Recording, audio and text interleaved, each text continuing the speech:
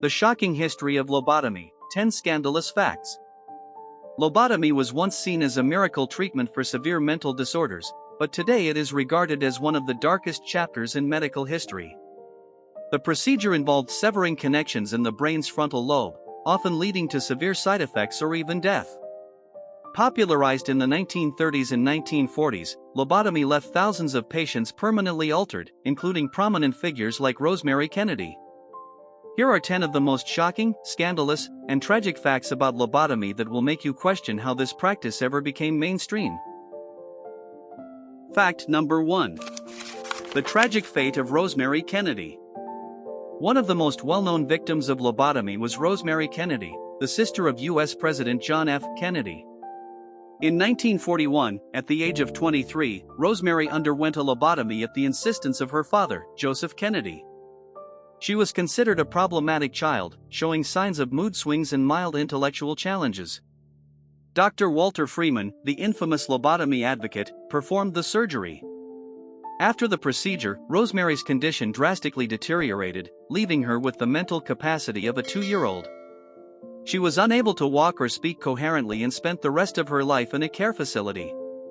The tragedy of Rosemary Kennedy's lobotomy haunted the Kennedy family for years, and it highlighted the devastating impact of this so-called cure. What do you think about the Kennedy family's decision to undergo this procedure? Write your thoughts in the comments. Number 2. The Nobel Prize controversy. Incredibly, the inventor of lobotomy, Portuguese neurologist Dr. Egas Moniz, was awarded the Nobel Prize in Physiology or Medicine in 1949. Moniz developed the procedure in the 1930s, believing it could treat mental illnesses like schizophrenia and depression. Despite the devastating side effects experienced by many patients, Moniz was celebrated for his innovation. His Nobel Prize win remains highly controversial, with many medical historians arguing that it was a grave mistake. Moniz's work led to the widespread use of lobotomy around the world, and the prize added legitimacy to a procedure that ultimately harmed tens of thousands of people. Do you believe the Nobel Prize should ever be revoked in cases like this? Let us know in the comments. Number 3. The ice pick method. Dr. Freeman, the most famous advocate of lobotomy in the United States, developed a shocking variation of the procedure known as the ice pick lobotomy. Starting in 1946, Freeman used an actual ice pick-like instrument to access the brain through the eye socket. The procedure was quick and could be performed in as little as 10 minutes, often without anesthesia. Freeman would use a mallet to drive the ice pick through the thin bone of the eye socket, severing connections in the frontal lobe. This method became known as transorbital lobotomy, and Freeman performed over 3,500 of these surgeries, often in public demonstrations. The crude nature of the procedure and Freeman's showman-like approach make this one of the most scandalous aspects of lobotomy history. Can you imagine witnessing such a procedure being performed live? Share your thoughts below. Number 4. Lobotomy as a cure-all. In the 1940s and 1950s, lobotomy was seen as a miracle cure for a wide range of mental health conditions, from schizophrenia to depression and even anxiety. Dr. Freeman was particularly enthusiastic about promoting lobotomy as a cure-all for almost any mental or emotional problem. He traveled across the United States in his Lobotomobile, a van he used to tour hospitals and perform lobotomies en masse. Freeman was not a trained surgeon, yet he operated on thousands of patients, many of whom were left severely disabled or worse. The widespread acceptance of lobotomy as a universal cure is one of the most shocking elements of its history, showing how easily flawed medical practices can gain traction. Imagine if lobotomy was still around today. Active children might be recommended for lobotomies to calm their behavior, while adults could be subjected to it as a treatment for depression. How do you think society would react to such practices today? Comment your opinion. Number 5. Children were not spared. One of the most disturbing aspects of lobotomy was that even children were subjected to the procedure. Howard Dolly, one of the youngest recipients of a lobotomy, was only 12 years old when Freeman operated on him in 1960. Howard's stepmother found him difficult to manage, and Freeman suggested a lobotomy to fix his behavior. Howard survived the procedure but suffered from its effects for much of his life, including difficulty forming relationships and maintaining employment. The fact that lobotomy was performed on children as a solution to behavioral issues is a chilling reminder of the dangers of unchecked medical authority.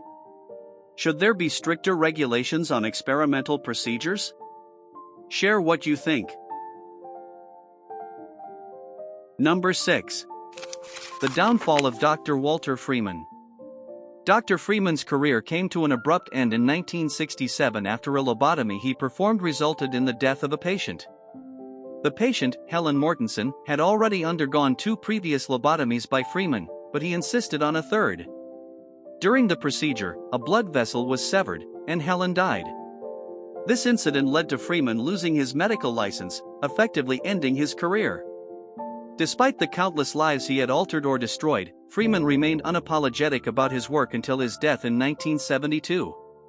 His downfall marked the beginning of the end for lobotomy as an accepted medical practice. Number 7. The U.S. government funded lobotomies.